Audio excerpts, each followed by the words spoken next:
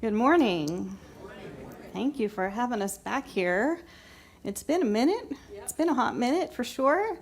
And if you are not familiar with Bob and myself, we do things a little bit differently. And Bob came to me the other day and he said, hey, when you start thinking about writing the talk for Sunday, you mind using this brand new song that he just wrote like last week? You mind using that for the meditation and building something around that? I never do this. This is even more unusual than rare ever. Occasion. And I said, yeah, send me the lyrics, right? So I heard him play it and everything, but I don't know the lyrics yet.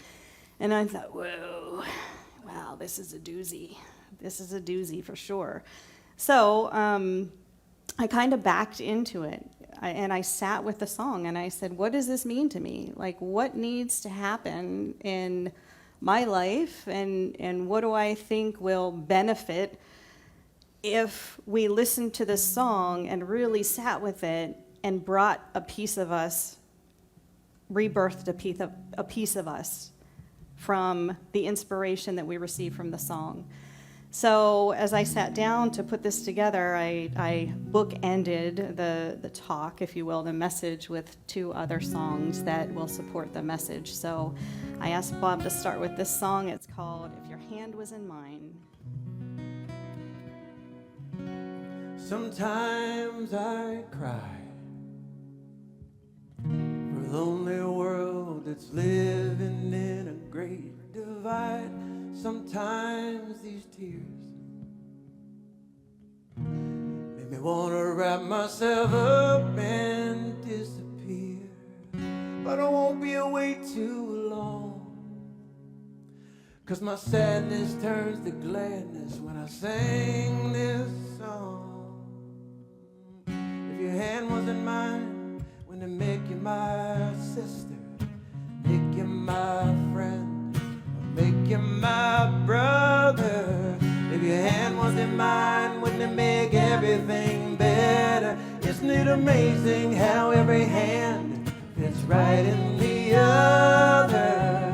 Sometimes I feel when the jackals outside are the only voices I hear, but the call of the love in my heart is stronger.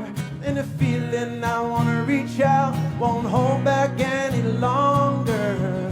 If the world needed just one more lover, couldn't it be me? Couldn't it be you? If the world needed just one more lover, couldn't it be me? Couldn't it be you? If your hand wasn't mine, wouldn't it make you my sister, make you my friend, or make you my brother? If your hand wasn't mine, wouldn't it make everything better? Isn't it amazing how every hand is right in the other? If your hand wasn't mine, you feel me inside, deep inside, deep inside. Well, it would bring love, and it would bring touch, and it would bring sight to a world gone blind.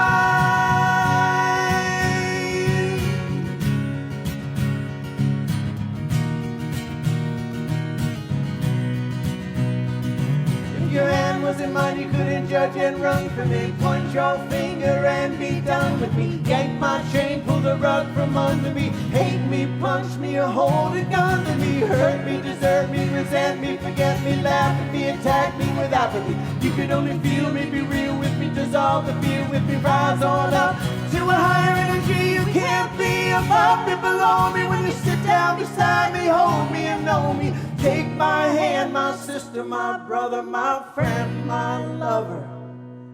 There are no others here. There are no others here. If your hand wasn't mine, you couldn't judge and run from me. Point your finger and be done with me.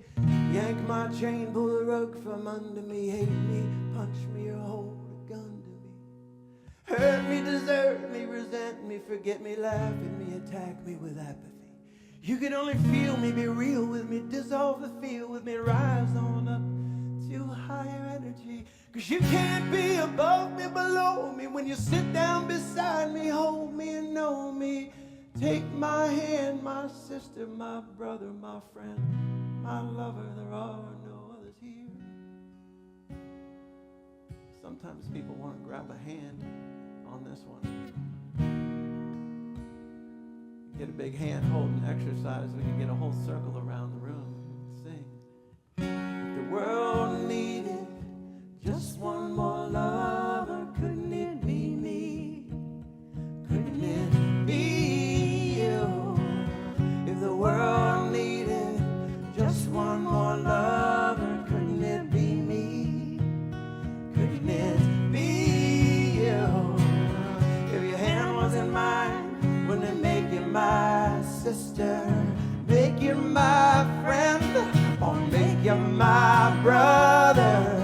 If your hand was in mine, wouldn't it make everything better? Isn't it amazing how every hand fits right in the other?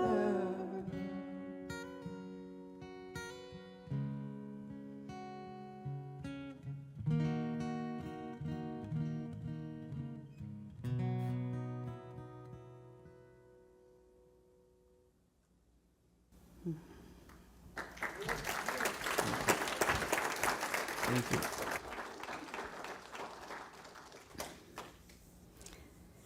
So Bob started that song with the lyrics, "Sometimes I cry for a lonely world that's living in a great divide. Sometimes these tears make me want to wrap myself up and disappear." We have a bit of a crisis, yes?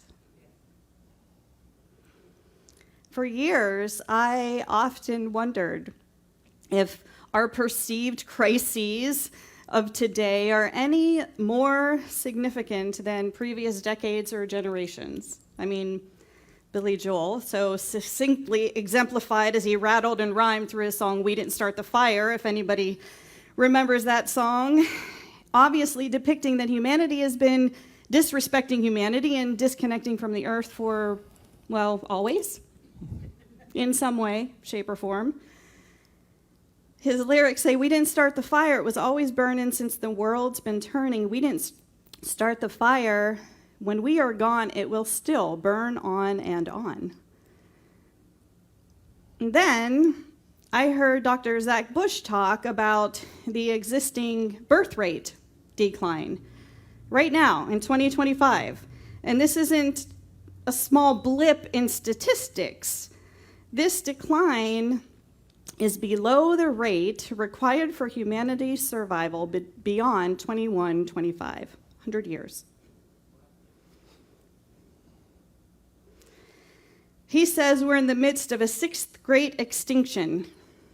We're in a crisis. Not some microcosmic crisis, but a macrocosmic crisis. And some of these things may trigger and bring up some stuff within you. And I just want to say, we need to have these conversations. These conversations matter. And I'm not talking about conversations with like-minded people who are going to agree with us and who are going to judge others the same way we judge them, or who are going to jump on our complaint train or look like us or live in the same type of neighborhood that we live in. We need to have respectable discourse with different people, with different opinions. Imagine that. With different beliefs and religions and different politics. I'm going to say it, different politics. Different orientations, different everything. We need to encourage these conversations if we want and if we care, if we truly care to understand a different perspective. Maybe even recognize a thread of truth in that other's perspective that maybe we did not consider in our own limited thinking based on our life experience and our life exposure.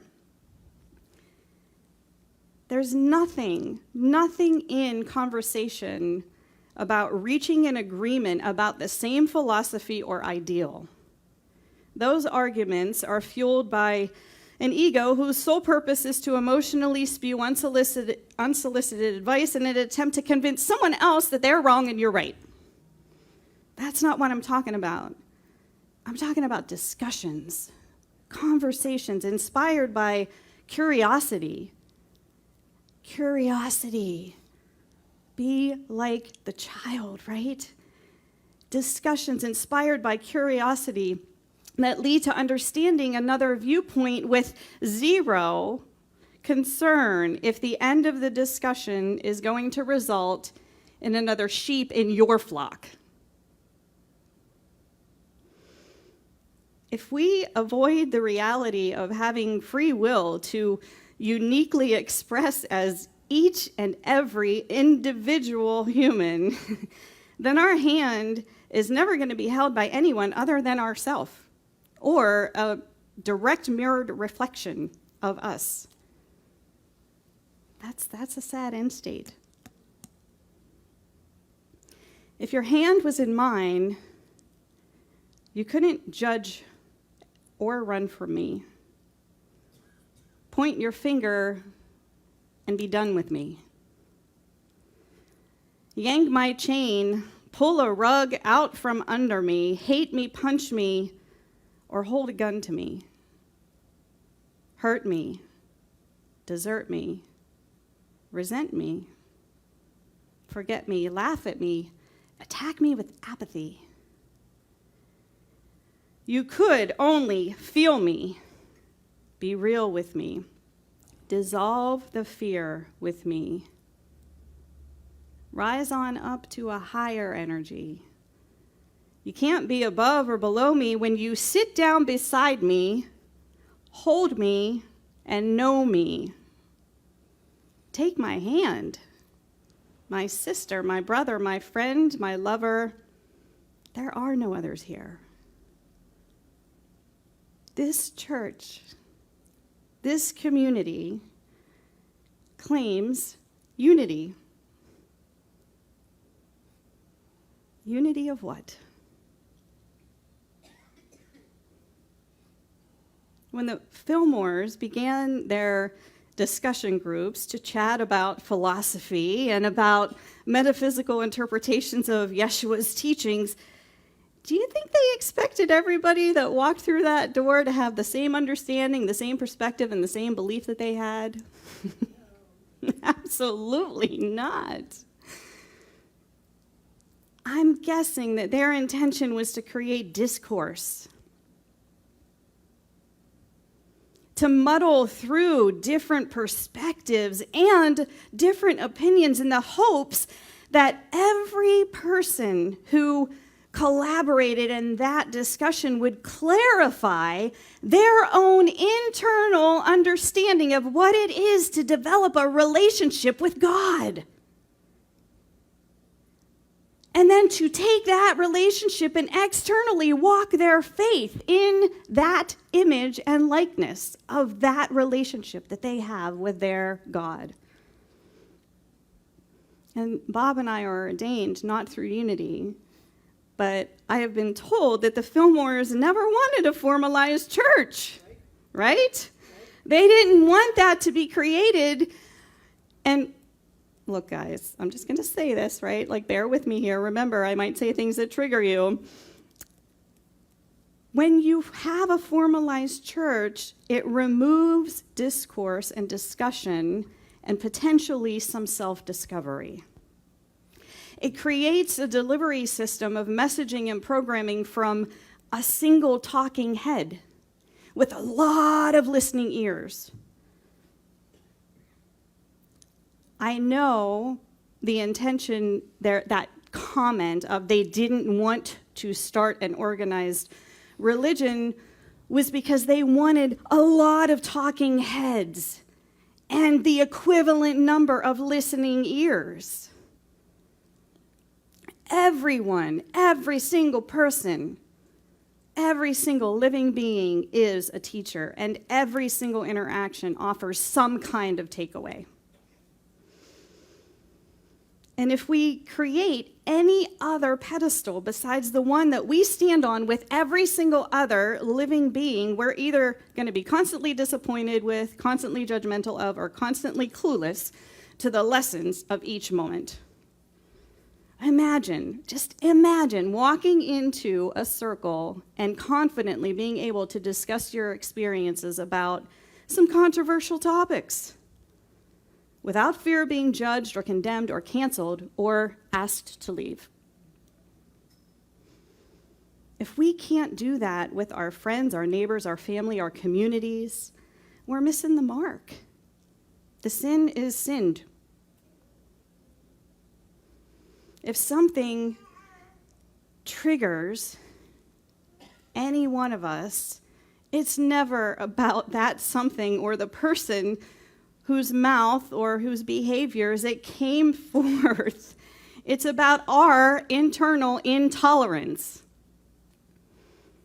And that intolerance, that's a choice that we have to resolve so that we can sit, if we so desire, so that we can sit unaffected among every single other different expression of God on this planet.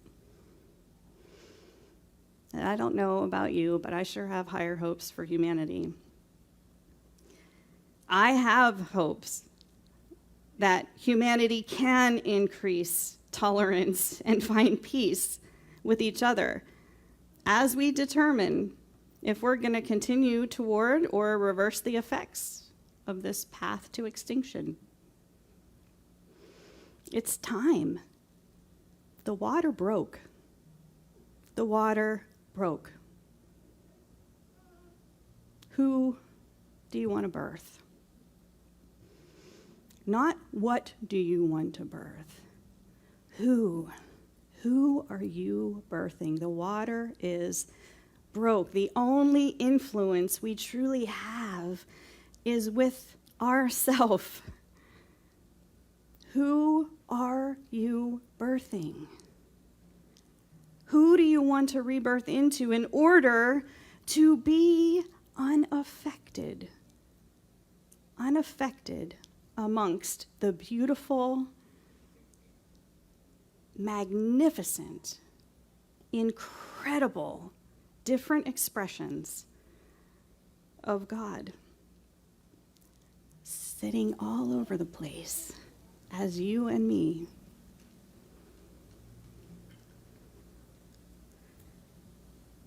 Who are you birthing? I would love to invite you into a meditation with that question on your heart. Who are you birthing? Your water just broke. Who are you birthing? The time is ripe.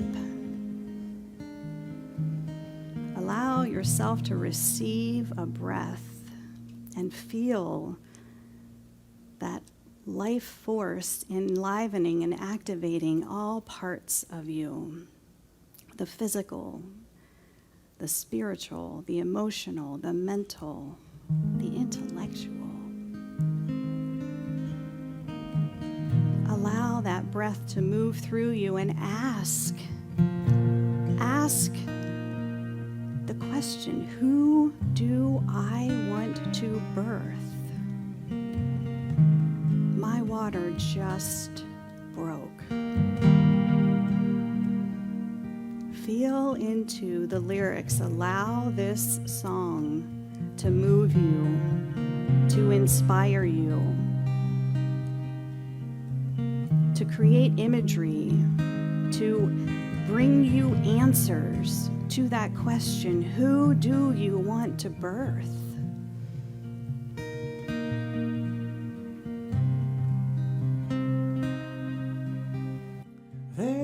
falling off the edge of the world. Everyone's amped, all in a hurry. The skies, they cry, the ground below is quaking. Minds are speeding up, energy is high. We made the earth a bank, we're robbing her blind. More is better, it's written on every sign. Urgency rises in the eyes of every girl.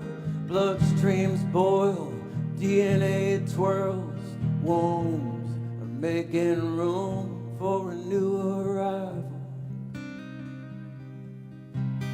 She's weaving a being that everyone can feel. Some of them are ready, it's heavy but it's real. The rest will be left holding an old idea. She's healing and full of hope, holding on to the end of a rope. She's birthing a brand new earth, and her water just broke.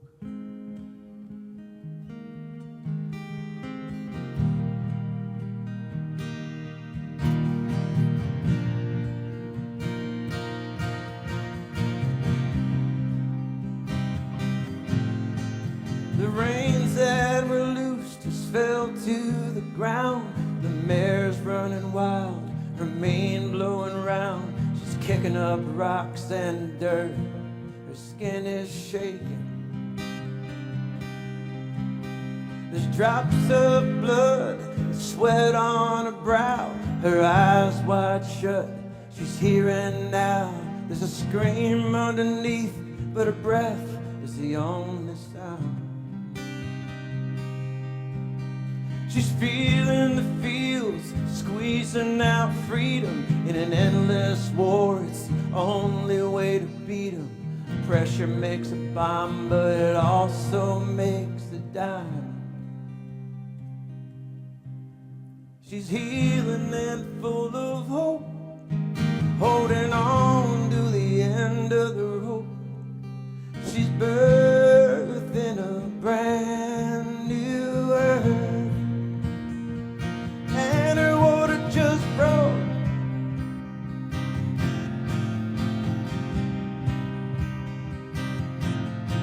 She's danced on fire and held the space for greed's generational marketplace. As they broke her trust and took her truth, they altered the seeds so he could mass produce. She gave and gave, fed the hungry ghost, till it was clear her giving is a wasted hope. Her boundaries fell one by one until something more natural had to be done. But her cells, they divided and multiplied. The ones that didn't shine, they shriveled and died. She rearranged it all in the middle of the night, with her third eye fixed on the soft morning's light. And she held all her creatures soft in her arms. As her belly dropped, she hummed a lullaby song. And the whole wide world gasped in relief, as this birth was a death that healed an age-old grief. She delivered a being abundant at peace, where nobody owned anything and everyone was free, and the rest were left holding an old idea. Time is timeless in the age of truth. She created this creation in the ripeness of her youth, and gone for now are the days of humanity's abuse. And the light washed away the dark left by the lies, and the balance swung back as she opened her eyes, and the eagle and the condor danced across her sky. and their wings held the wind like our hearts held the news, gentle and pleasant and perfectly in tune. And the memory faded into the gray of the brand new moon.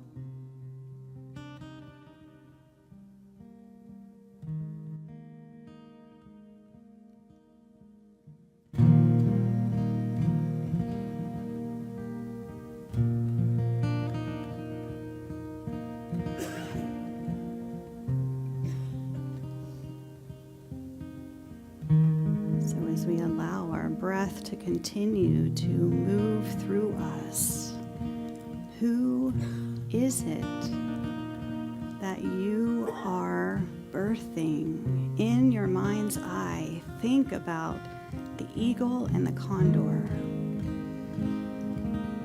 Just up there in those, above the trees, in the clouds, just gracefully making their way, circling,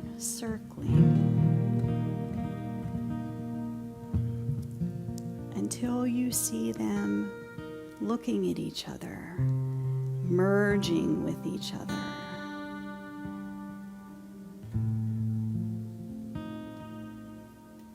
That prophecy is the merging of the material and the spiritual into the new earth.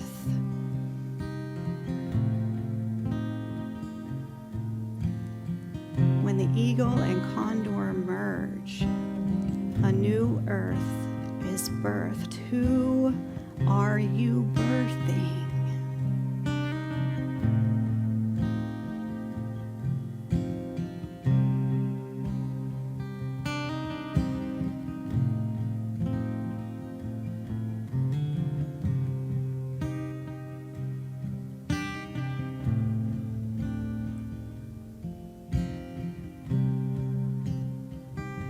As you receive any final contemplative answers, imagery,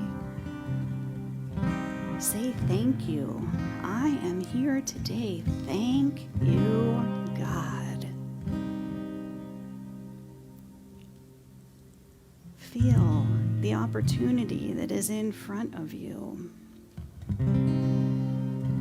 You get to create you.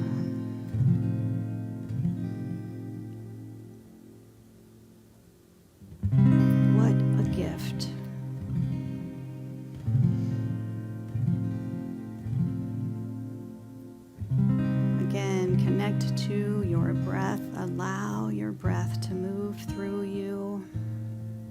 And as you receive the next inhale, feel that sense of gratitude. You are a gift.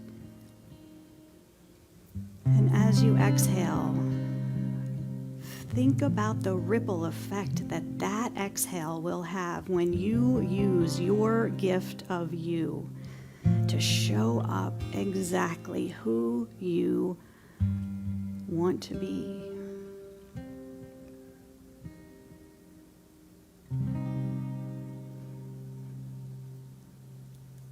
Slowly allow that breath to remind you that you are sitting in a chair in this room at Unity of Daytona Beach. And allow that breath to pull you back into the space with all of your brothers and sisters. All birthing, all rebirthing.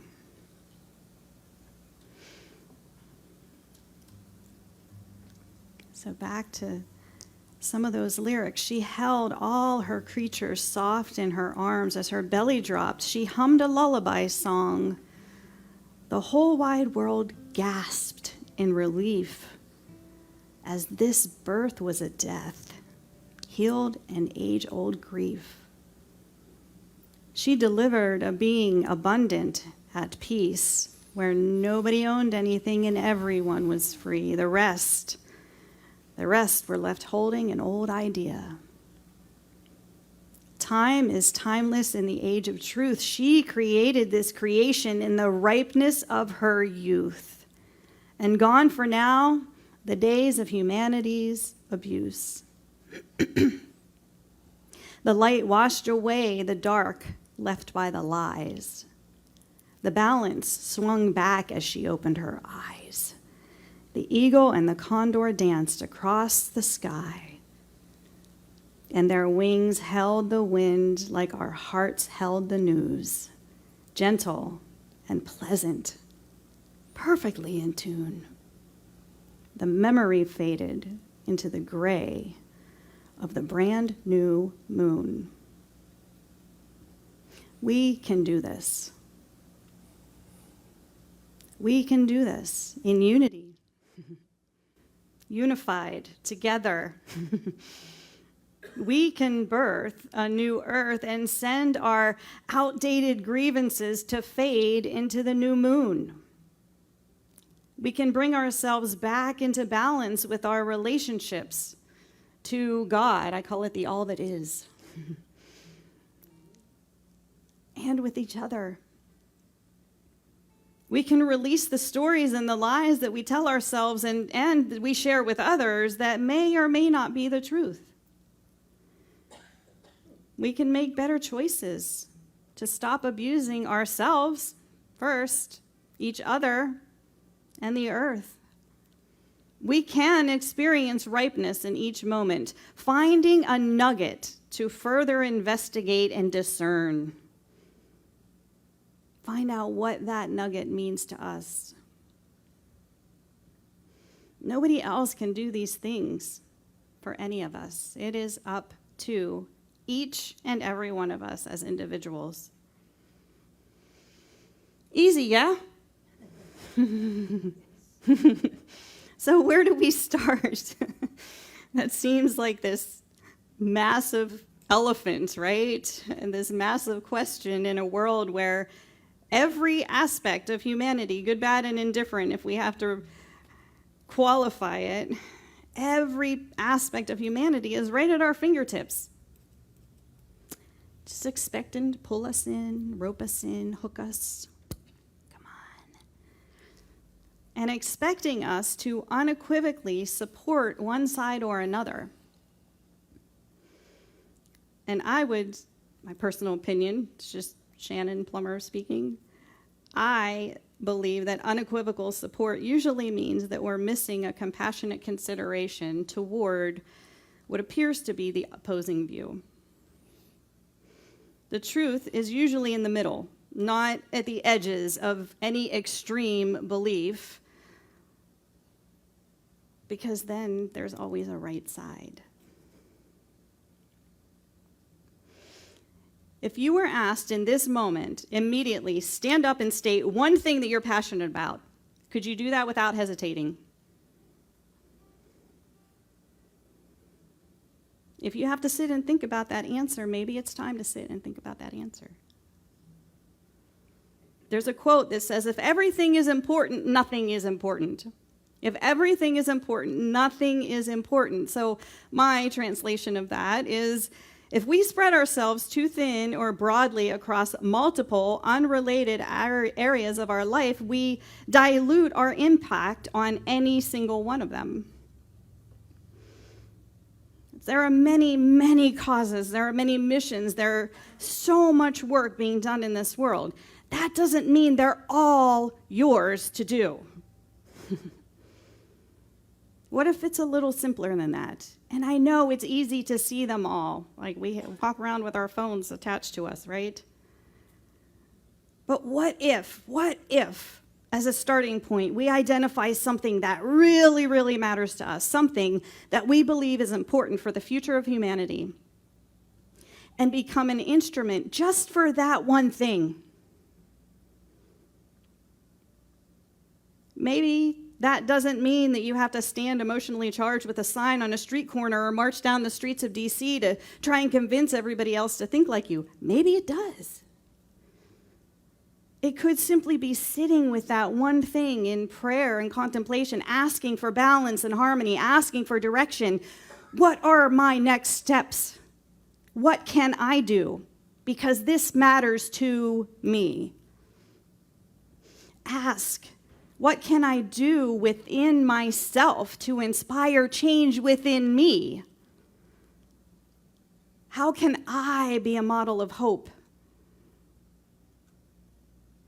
for the people that I come in contact with? What you choose to do with your priorities is your decision and your decision alone. It doesn't matter what someone else is doing for that or against that.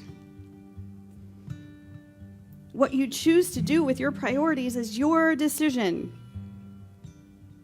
Are you worried about what other people are doing? Are you doing something yourself? Like, let your action impact and change you. Let your action speak for you. Let your action inspire others without convincing. Let your action show compassion and understanding toward the other sides. Because there's not just two. Your water just broke. Who do you want to birth from the inside out?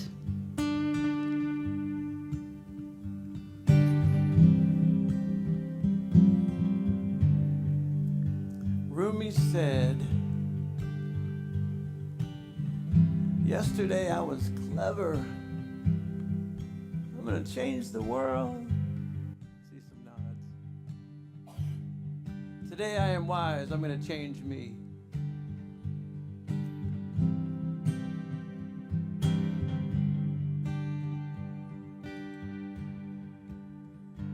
I don't want to talk about it. I don't want to cry about it. I don't want to worry anymore. I don't want to look down from a higher place. I don't need to feel the light, and I just want to be right here face to face.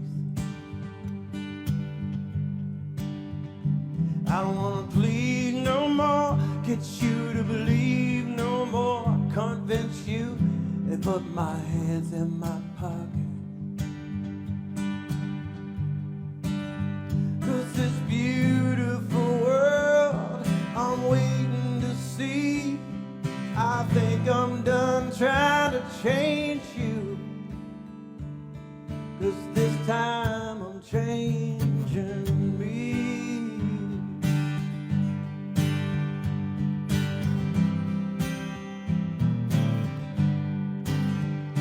I don't want to think about it. I don't want to fight about it. I don't want to ponder anymore.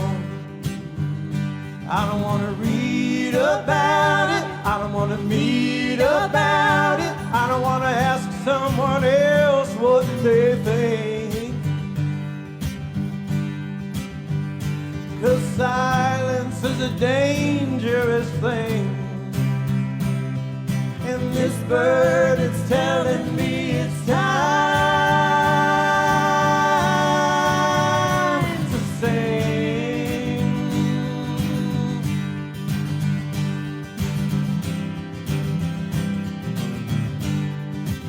'Cause I want to walk like it. I want to live like it. I want to feel it in my bones. I want to breathe it in my suffering. So maybe just one soul will see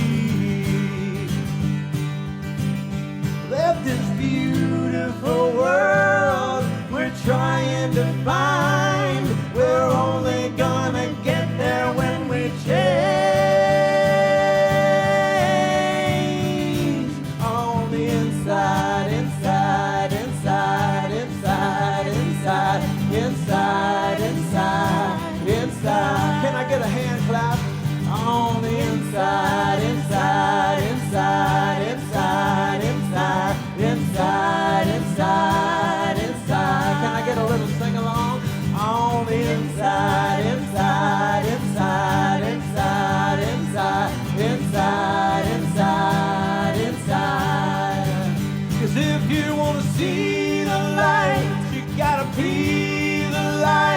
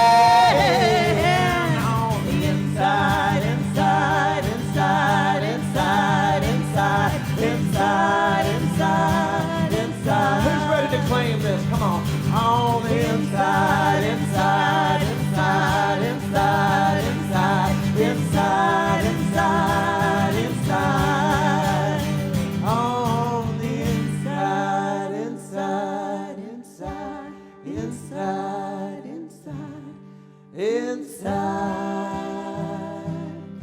inside.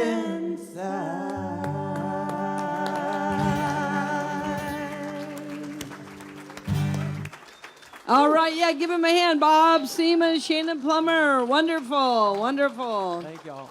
Thank you.